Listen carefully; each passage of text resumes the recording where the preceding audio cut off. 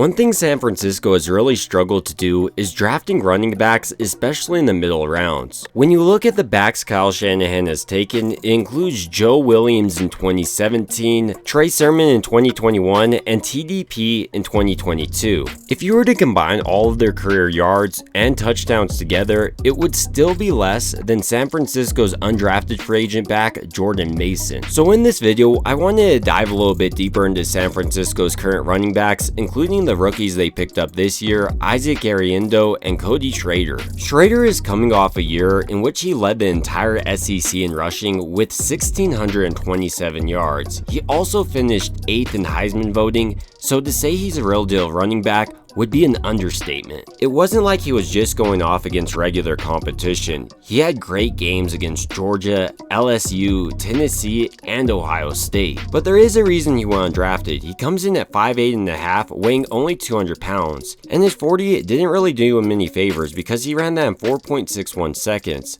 And while that's a little bit slower for backs, he does an excellent job processing and he plays quicker than many. When you're watching his film for Missouri's outside zone scheme, for instance, he did an excellent job of first identifying the hole, and once he did find the hole he was going to, he didn't hesitate but rather got north and south quickly. Maybe my favorite part about Schrader's game though is his ability to adjust on the fly. When he sees a cutback lane open up, he takes it and often exploits it for a huge gain. On a play like this, for instance, you can see how Schrader gets this entire defense moving in one direction before coming back with the cutback. But that's not where it ends. If you watch it further on this play, you can see how Schrader is reading this block of this wide receiver, and by him cutting inside, he picks up an additional couple yards. Schrader's ability to understand his limitations as well as the defensive limitations is what's going to set him up for success in the NFL. When you look at guys like TDP or Trey Sermon,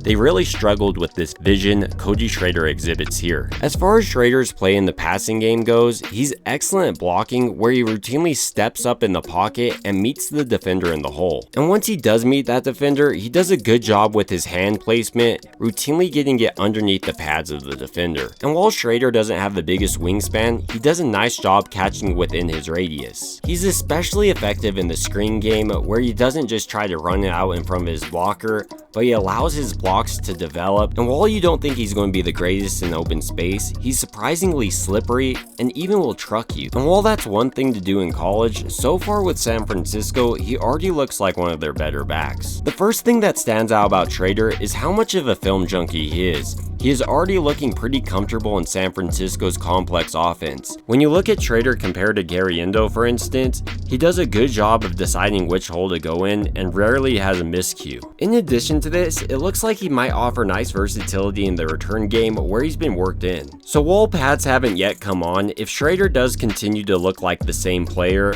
it would really be hard for San Francisco to move off of him. In a similar way, I don't believe San Francisco will be quick to move off their 4th round selection, Isaac Guerendo. While he hasn't looked as decisive as Schrader in the running game, he does look noticeably explosive in the passing game. And if any coach can really unlock Isaac Guerendo's true potential with him being 220 pounds, running his 40-yard dash in 4.33, that's Bobby Turner. During his first couple years with San Francisco, he also doesn't necessarily need to play that traditional running back type role.